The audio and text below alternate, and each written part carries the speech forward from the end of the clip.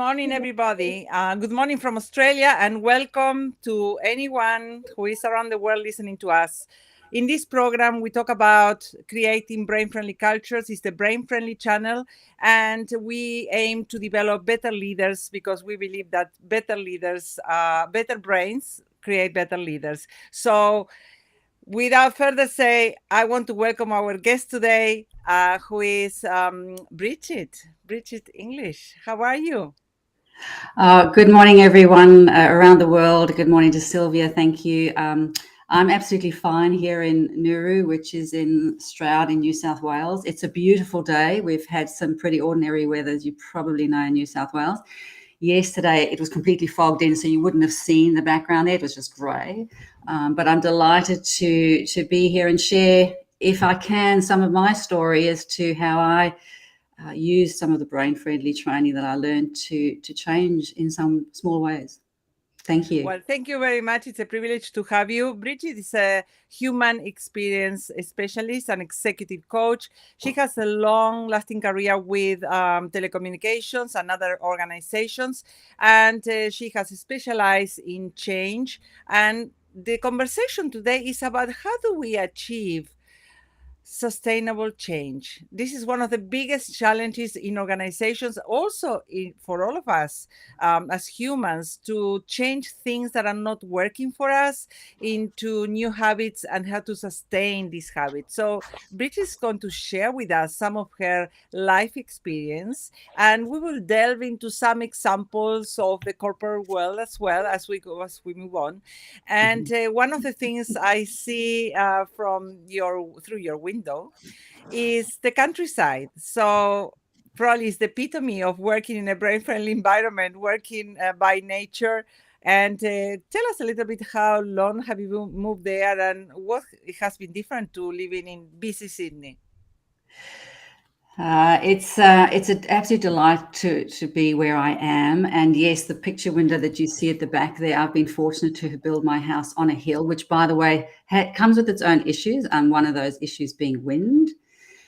But having said that, the calmness and the beauty of being in the country and the change that it has on you as a human has completely changed my world. I do think there's been a lot of people through the COVID era who have, working from home, have gone walking and have found the ability to walk in nature and the calmness that can bring to their brains. So I've been here now on the farm. We bought the farm 8 years ago with a plan to move here full time. And that little plan, you always find, isn't it interesting, that you put one foot in front of the other and you'll have little hurdles along the way. But yes, we had a little shed down the bottom. I'm looking down the shed now. We then built the hemp home. So we're fully off grid. So all of our energy comes from the sun. All of our water comes from the sky. And I have the opportunity to walk in the country every day. It has its challenges. So snakes. So what are some of the challenges? Snakes and the weather. And you start to realize, once you live in the country and you rely on the weather, you start to realize just how powerful it is. By way of example, just 2 years ago, what you see out there, not one piece of grass. It looked like fire had gone through the place, because in New South Wales, we were in drought, and we had about a 4-year drought. I've got drone footage of the property. It honestly looks like it had been burnt.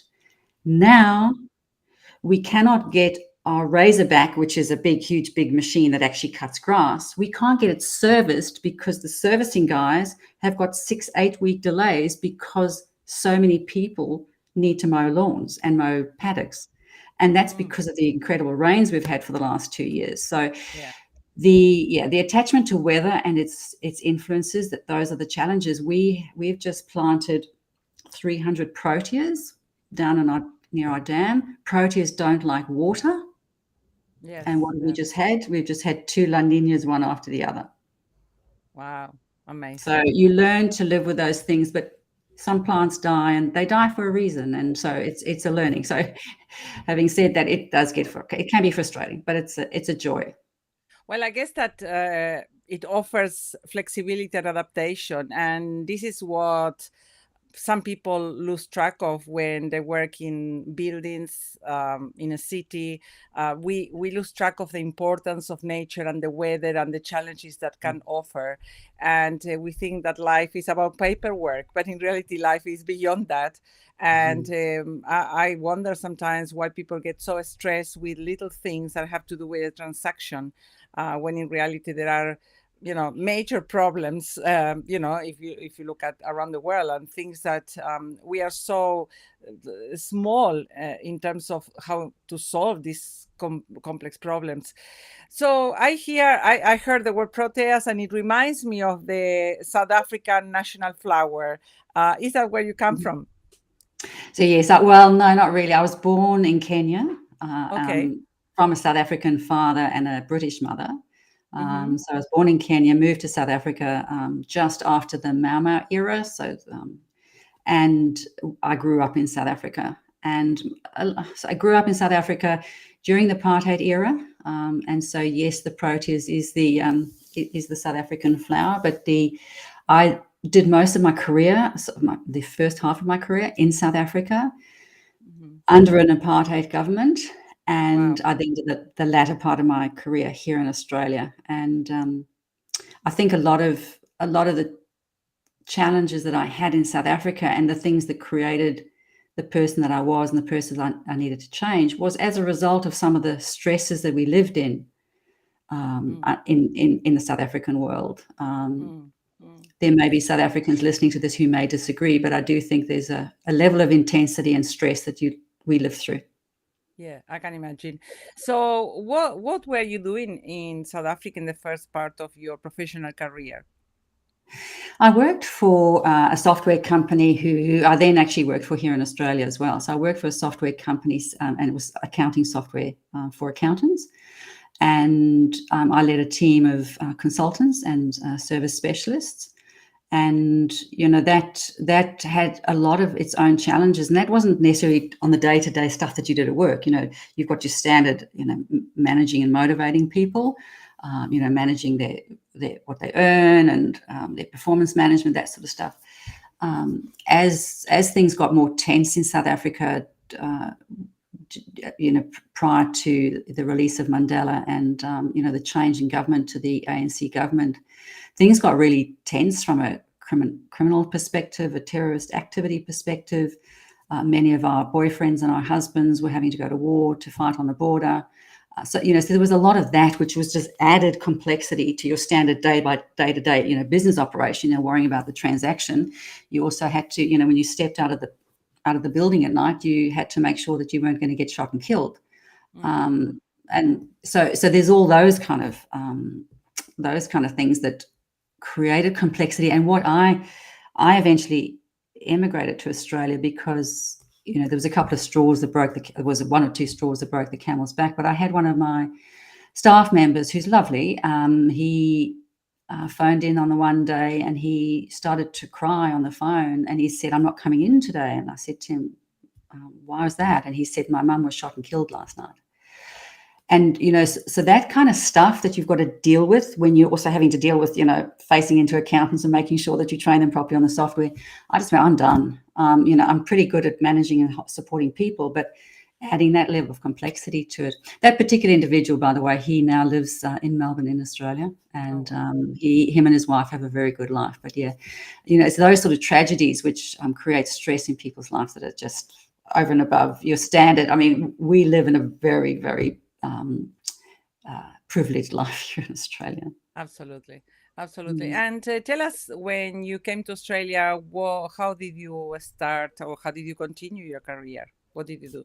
Yeah. It's interesting because, when I did my I4 certification and the report, courage and bravery were not two things that came up high on my capability or skills. But I just left South Africa. I just packed my bags and left. I had no job to go to. I knew that the company that I worked for in South Africa were also operating in Australia. I had no visa. I just knew that if I arrived and I put myself on their doorstep, they might employ me because of the skills and capability that I had. But I left South Africa, and there's a saying in Afrikaans, which if there's any South Africans on the call, they'll know. It says "stok steen alleen," and that means stick stone alone. That's just me, myself, and I, and my bags. I just got on a plane and left and came in. And I was fortunate. I was able to secure a job, and then I was able to secure an application to get my permanent residency. And that again was in the software industry. So it was back in the software industry, working in the accounting profession. I then left that organization once I'd become a citizen of Australia. And I then joined a company called Dimension Data, which is also a South African company. I then left them and I worked for Telstra for 14 years, primarily in the service industry, service and consulting industry. Mm-hmm. And did you find any difference between working for a South African company or working for Telstra, for example, an Australian company? Not really, no. One of the things that I did find, and I hear people talking about it all the time, especially people who immigrate or people who changing industry, is people's backgrounds often don't take. We don't take into account people's competencies and capabilities and their background when we're looking at them in new roles. So what I mean by that is for people who immigrate into another country and try and go for a job, whatever they've done before, and that's what I found here in Australia, is irrelevant. Yeah, and that's you have to prove very yourself hard. again.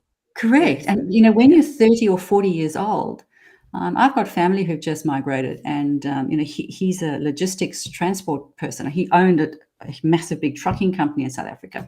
He couldn't get a job here in logistics if he tried.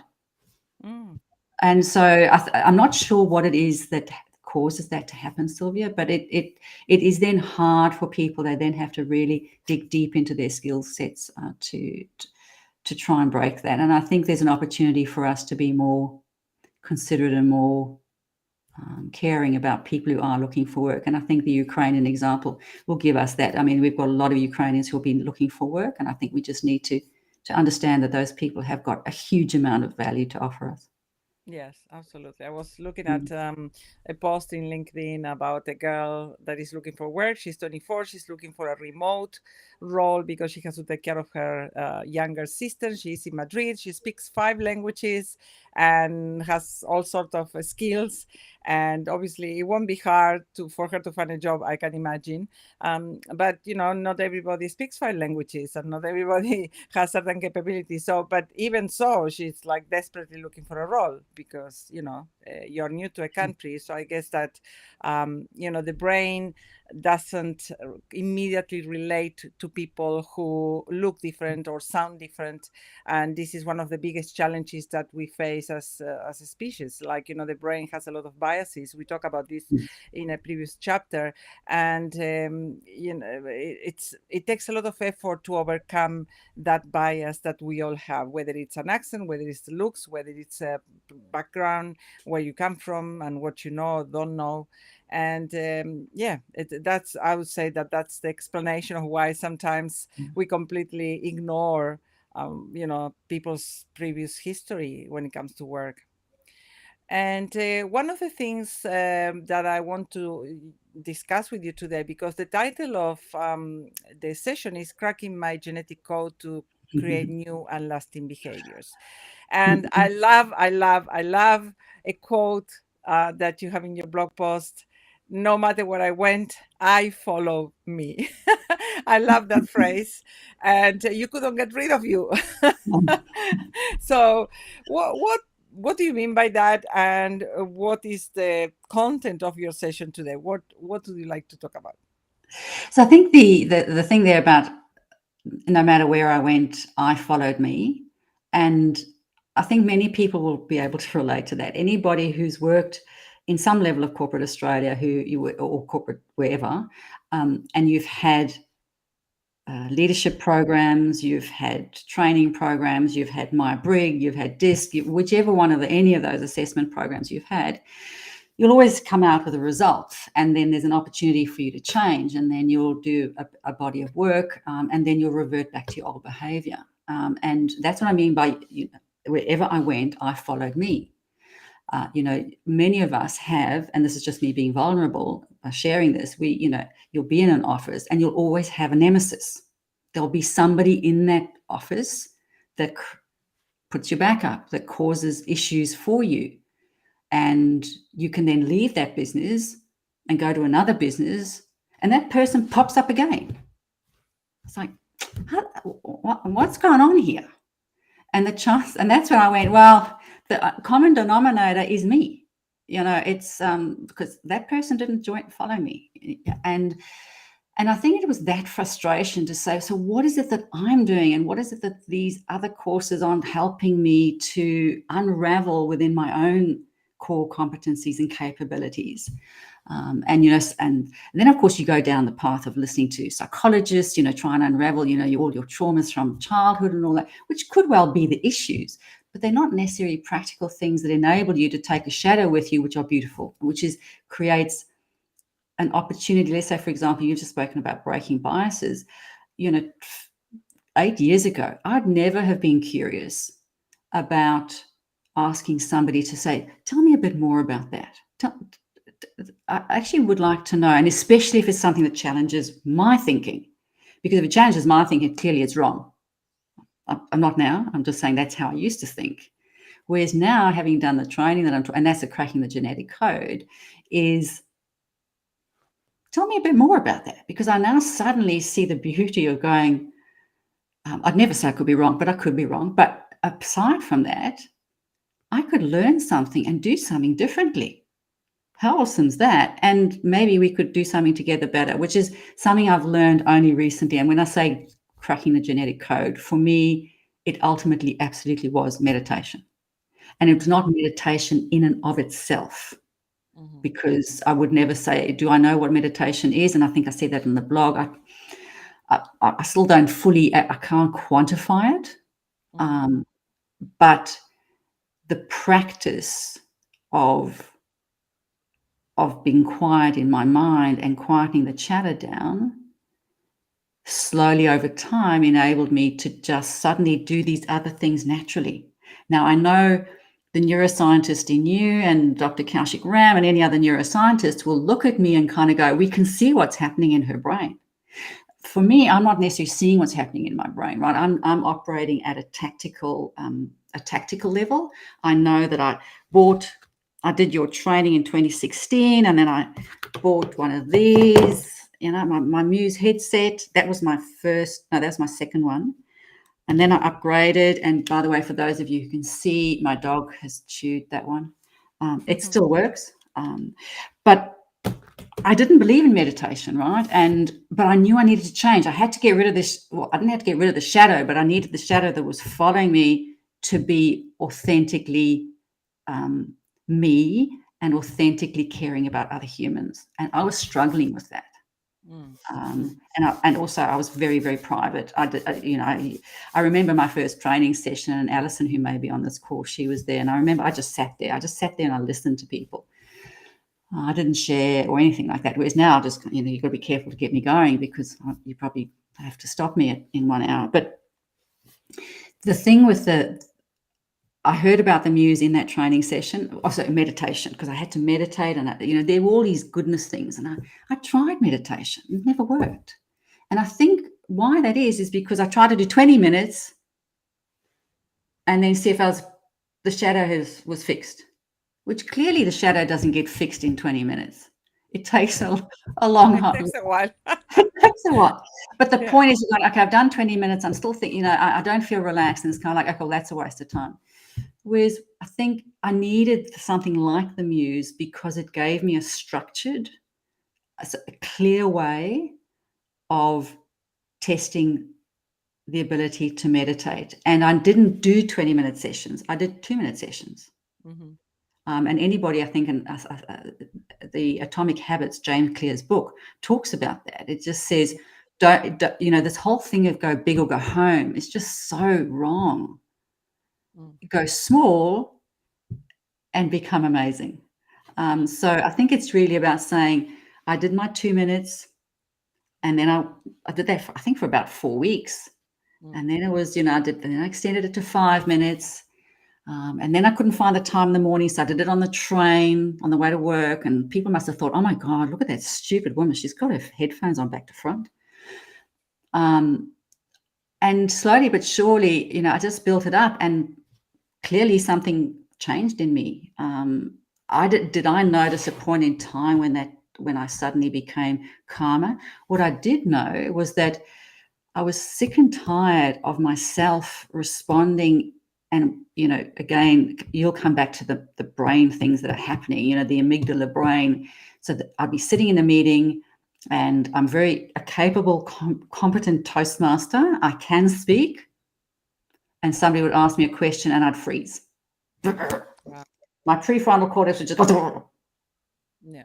and I would say something, and afterwards I would then leave the meeting and kind of go, oh, I should have done this, I should have done that, and then I'd ruminate for 3 or 4 days afterwards. It's like, that's so Yes. So inefficient and so tiring.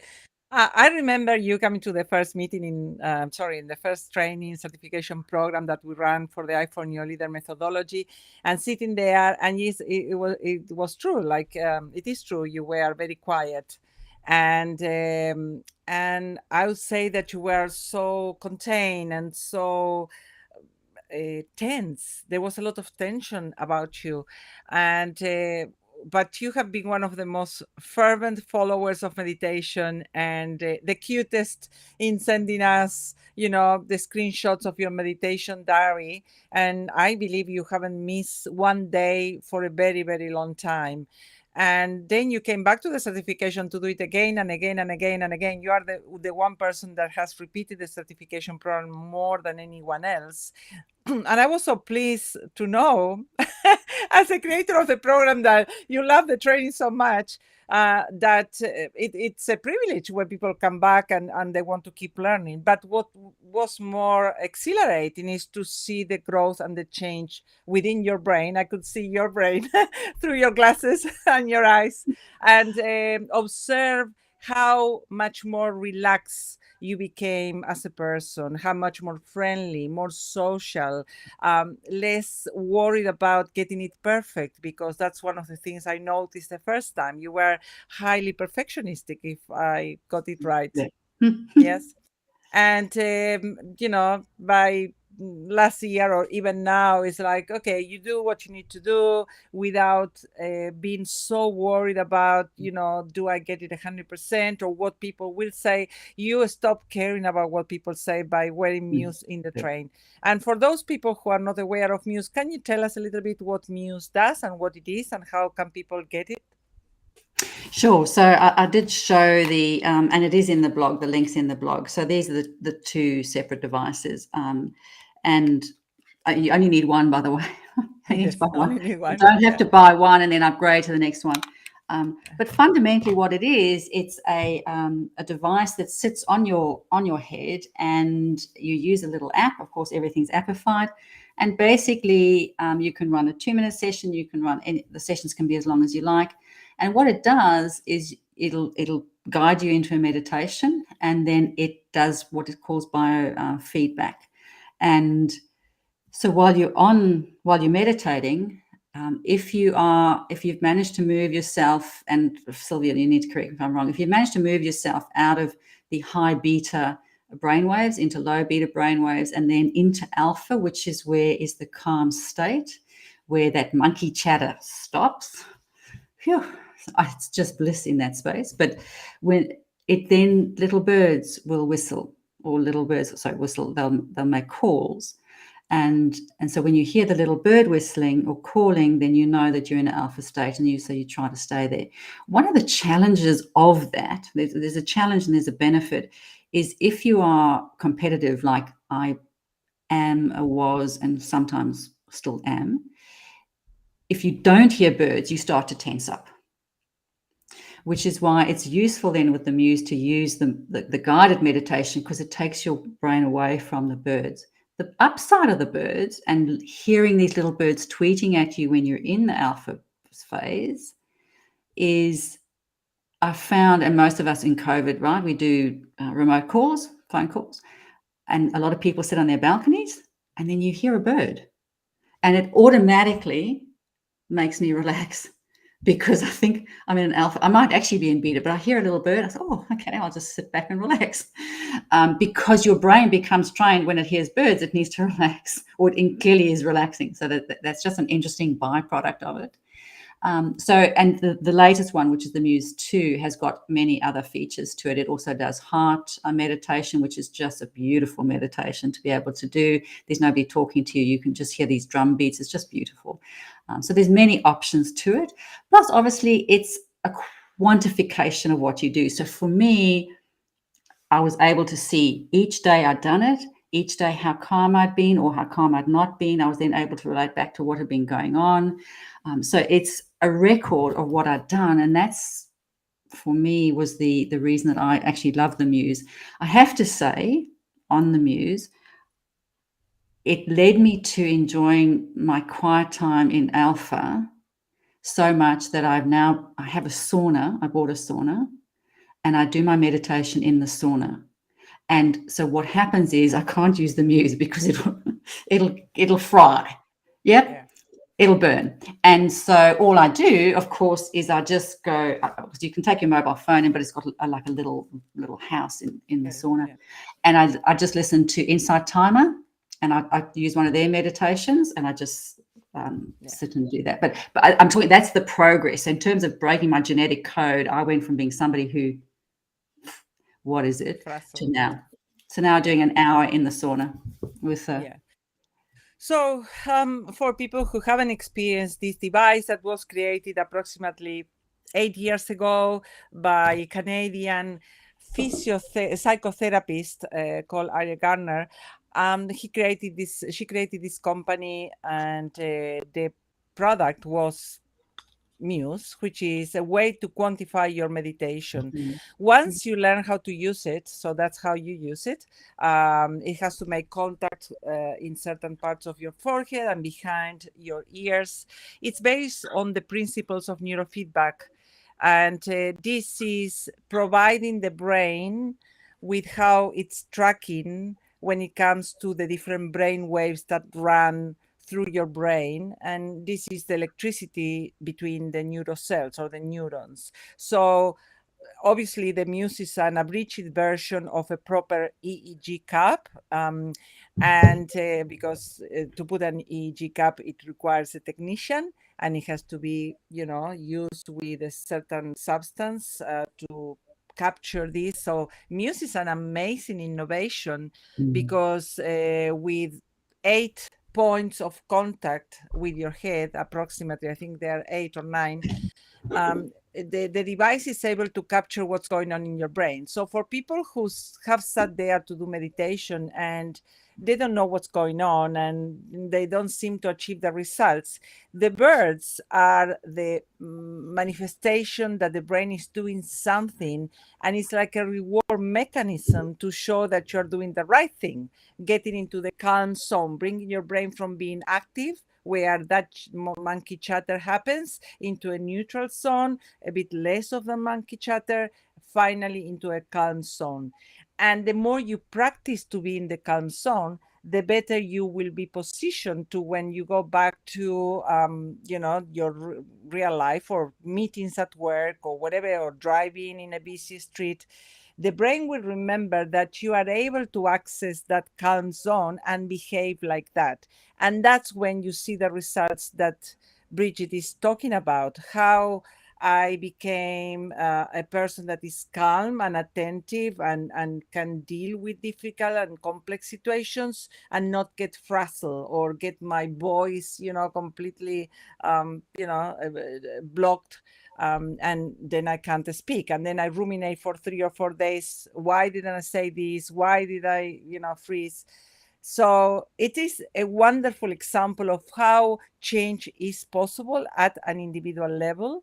And if many people did that in organizations, we wouldn't have this defensiveness that sometimes we see that can lead to competition that is completely useless and not helpful at all.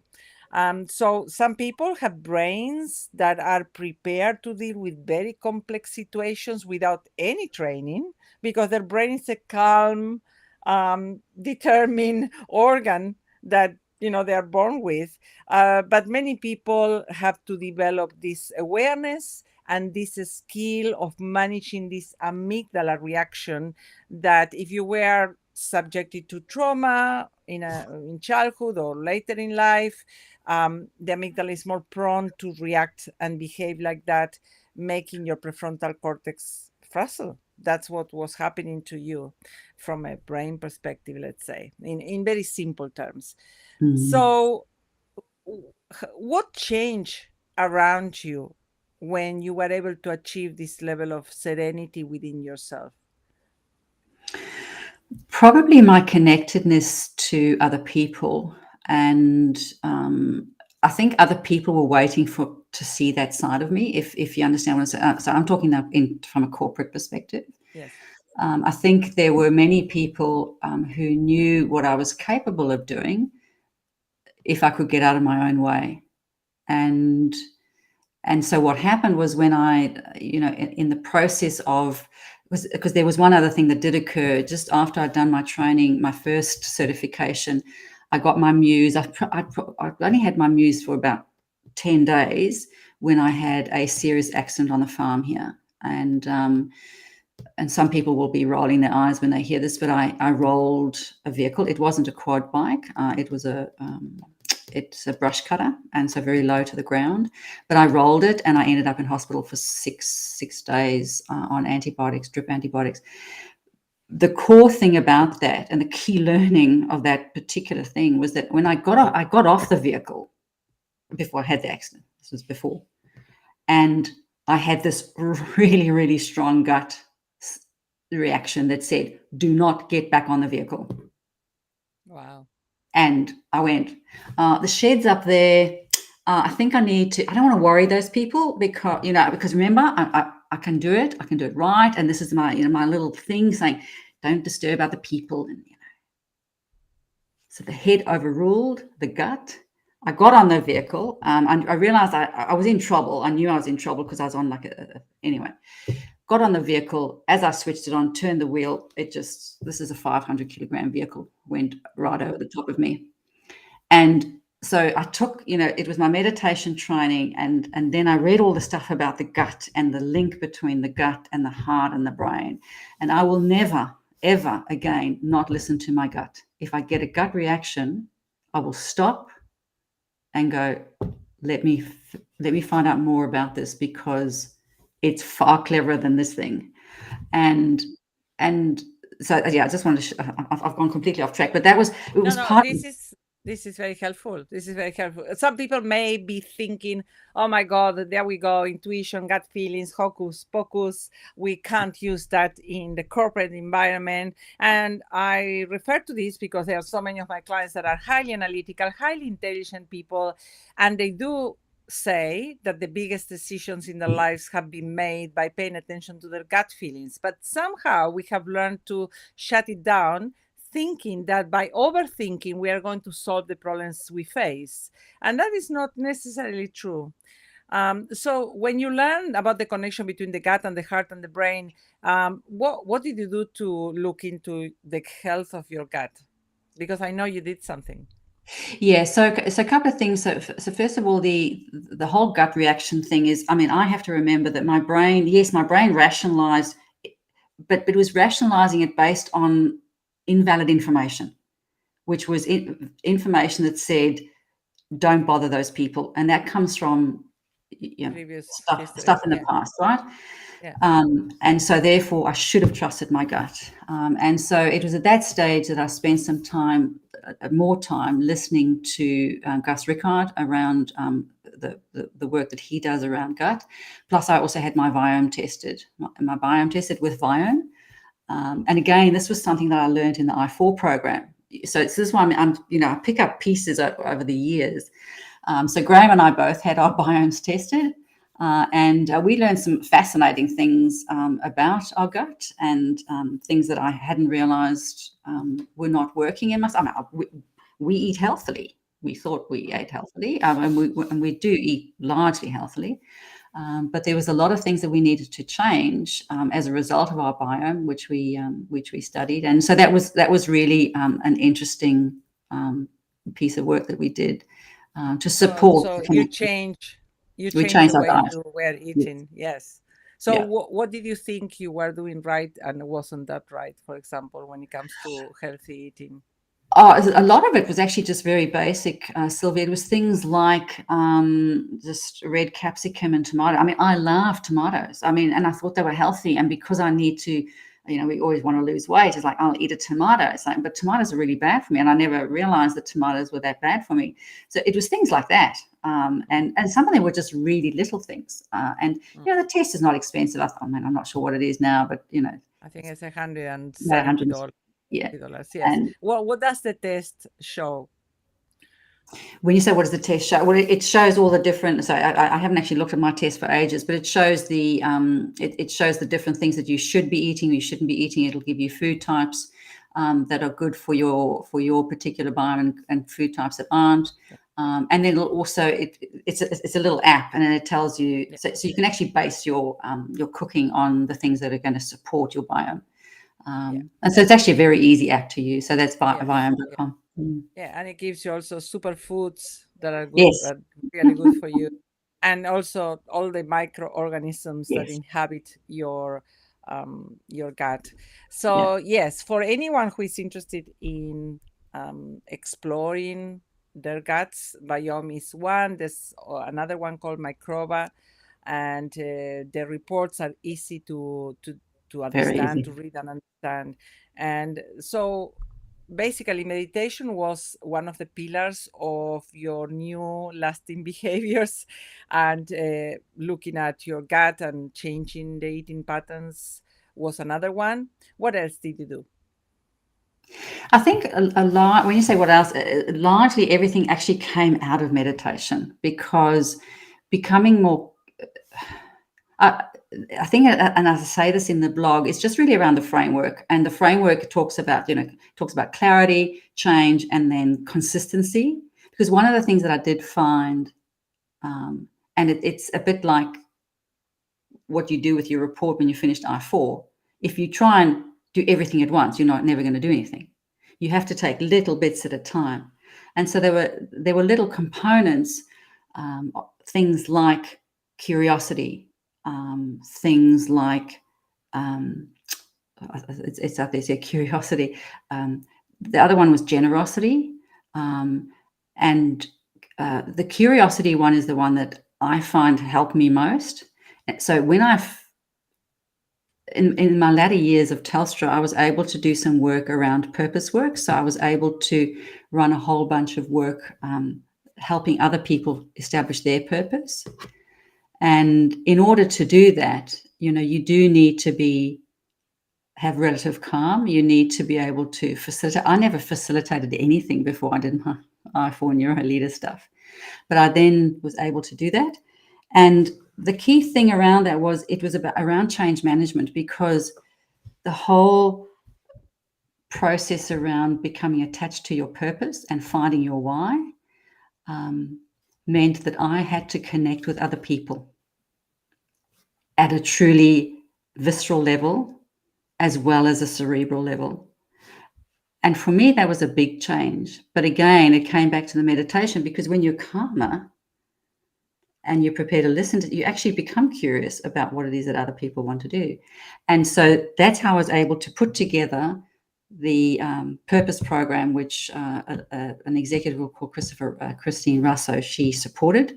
And I ran it massively through the executive enterprise element of Telstra. And it was a very, very successful program. And many people, some may be on this call, became very much more alive themselves because they became connected to their purpose. And there were just so many things that I was able to do in those facilitations that I'd learned from my certification. So whether that be, and some of you will laugh, especially those of you who've done the certification, I have feathers, long feathers, and I use that as an activity, and I have people balancing the feather. right? And Silvia might be able to tell you more about that, but it's around movement, it's around focus, it's so that's just an example. There's another example of playing with balls, and so bringing play into the facilitation. All of these things I've borrowed from the I4 training, but I've been able to do it because I've cracked my genetic code. And again, to me, it's because of the meditation and the calm. I take things from other people and I use them. I absorb them into my work. And so that to me would be how I've used the program as I've gone through corporate life. The reality is, when you are aligned, you can use tool methodologies and teach it to others. When you are in misalignment, out of balance, out of homeostasis, which is a state of equilibrium that the body naturally needs to be in, you can have all the tools available in the world, but you can't even think clearly about how to use them, how to apply them, and how to connect with people.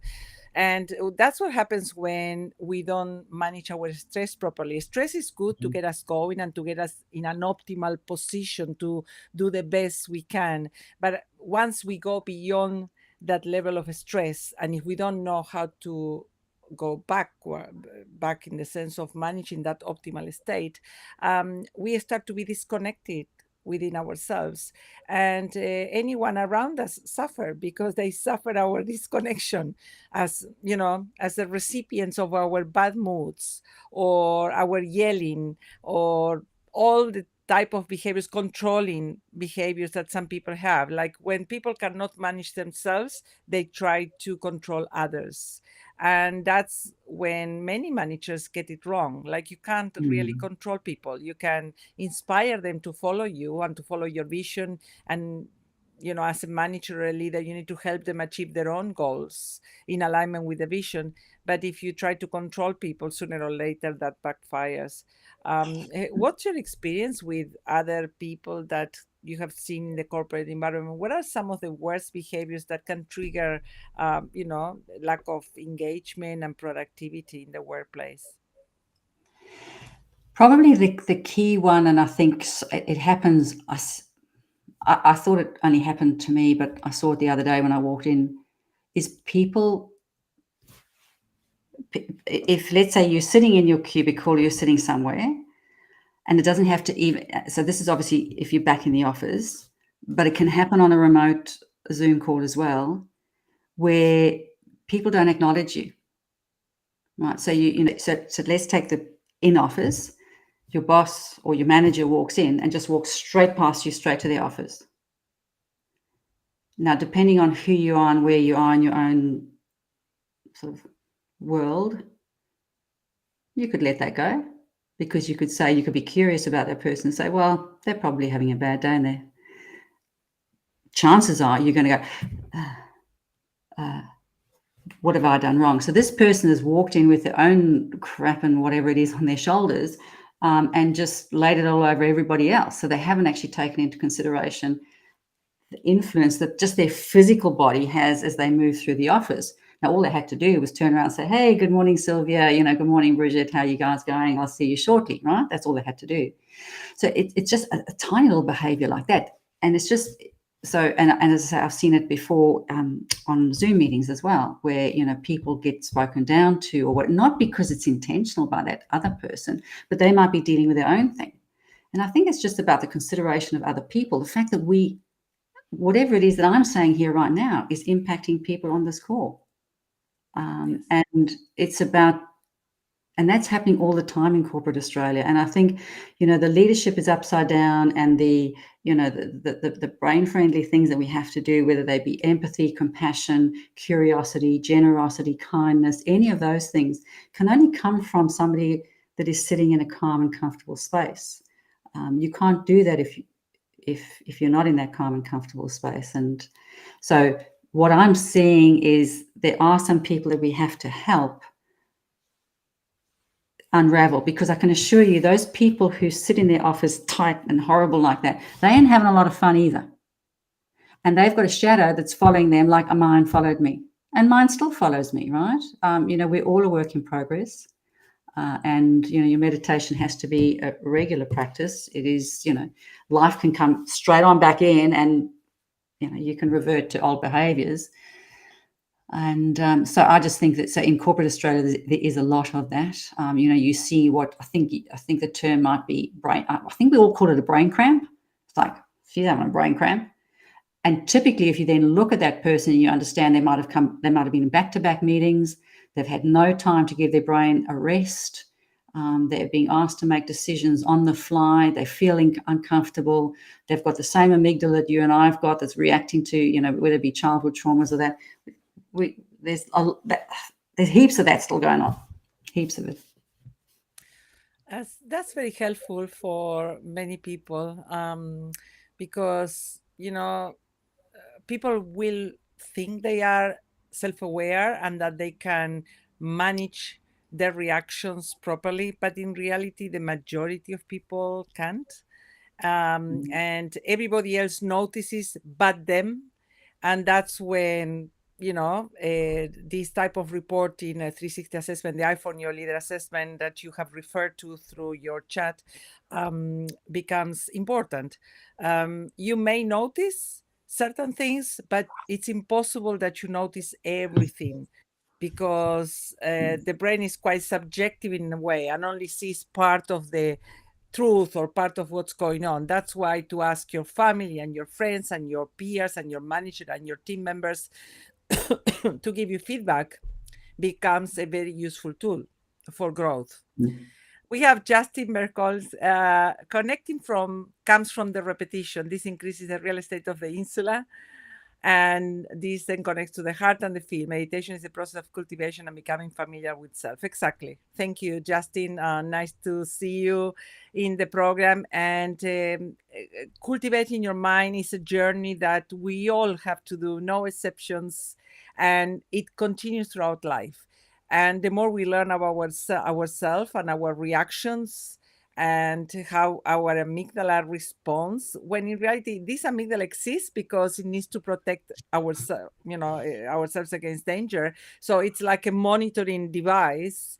But when what's happening in the environment doesn't justify a flight or freeze or fight reaction, like if you saw the snake when you walk in your fields, of course, that's when you need the amygdala to react fast to escape danger. But sometimes we are exposed to situations in the office or in life that if we don't override this immediate reaction, we can't think clearly and we can't make the right decisions. That's why all of this training, all of this conversation, all the meditation you have done starts to make sense. So can I just share, because the other thing that I have done is this little guy, because I'm the the epitome of quantify everything, right? Yes. And as a part of the learning is, I understood that my sleep is important, so I've and we can talk about the URA later, but I do use the URA to, more importantly, to actually increase my heart rate variability, and I do that through meditation.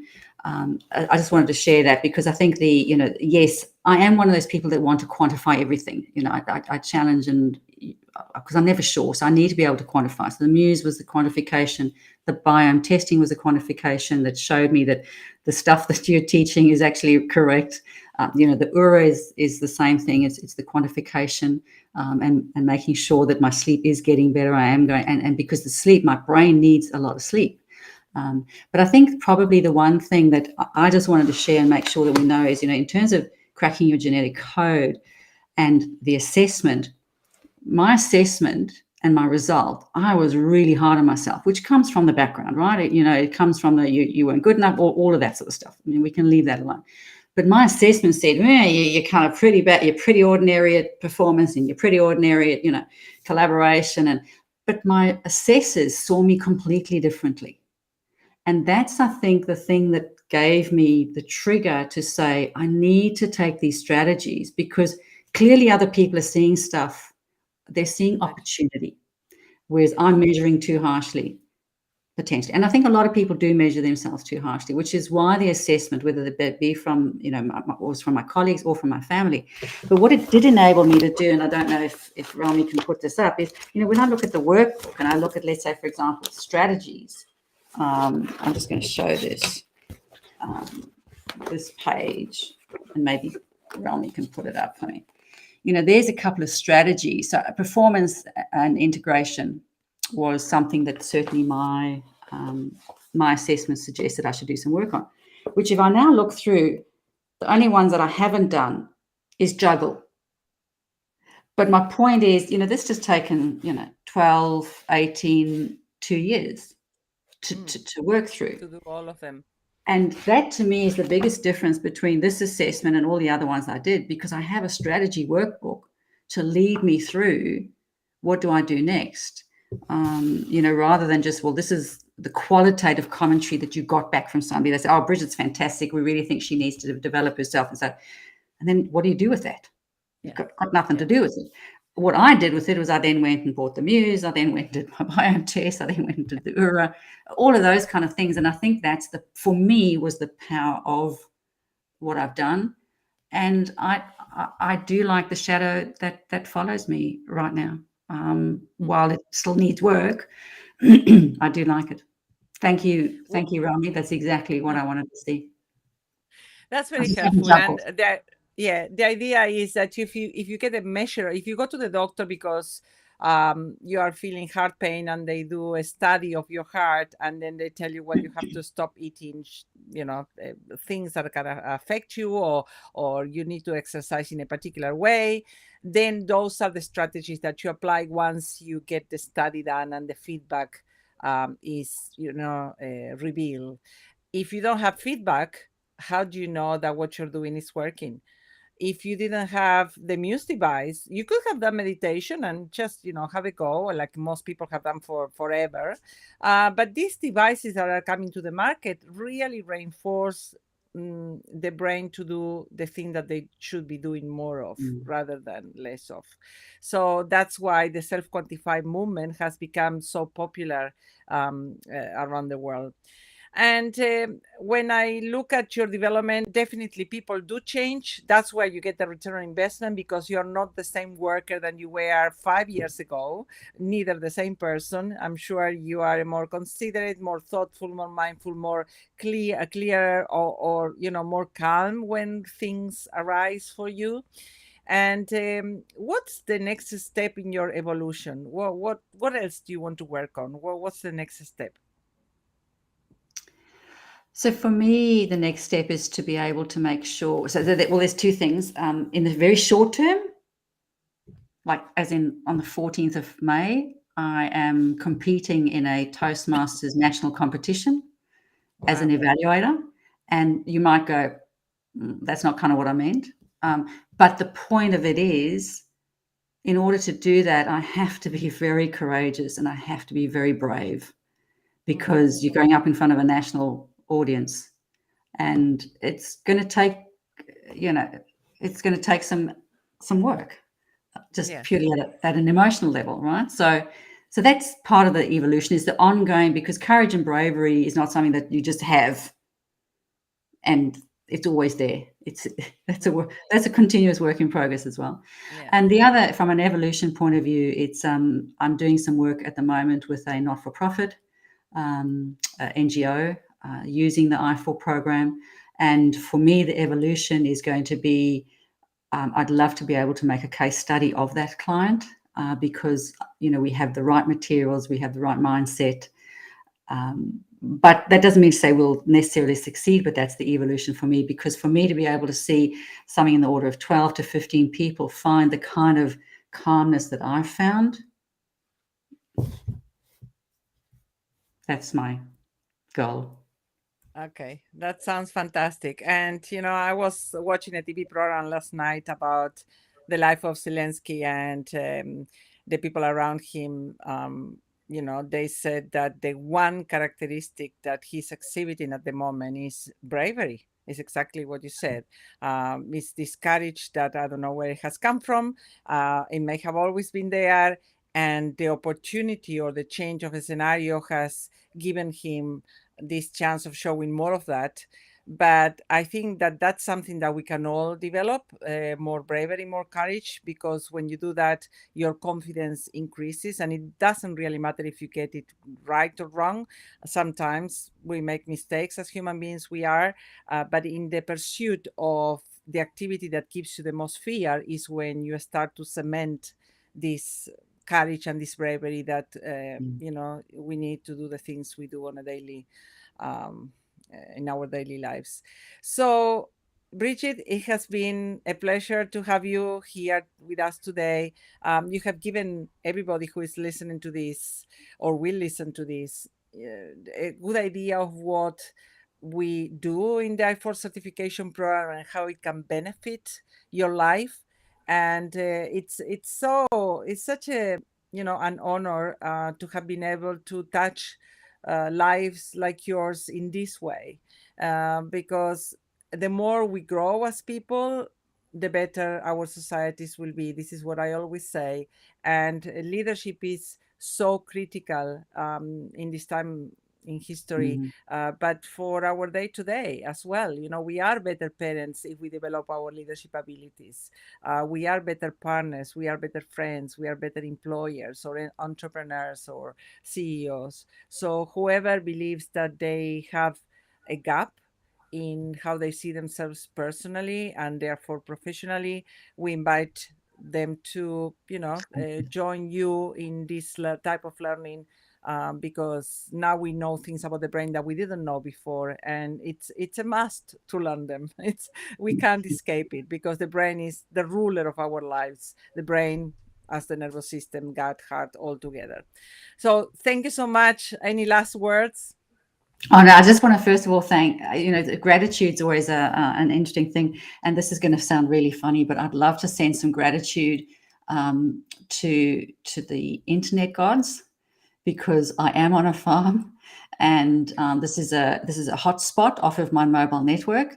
So thank you to Telstra, that we didn't actually have any collapso mapsos, but I think it's also a big thank you to Relmi, who's sitting in the back there doing all of the machinations and making everything to happen. So a lot of gratitude to go out to everybody. So yeah, just have a beautiful day, and thank you for giving me the opportunity to chat. No, thank you to you for sharing all this information. Very valuable. See you next time. And to everybody, see you in our next episode. Thank you so much for turning up.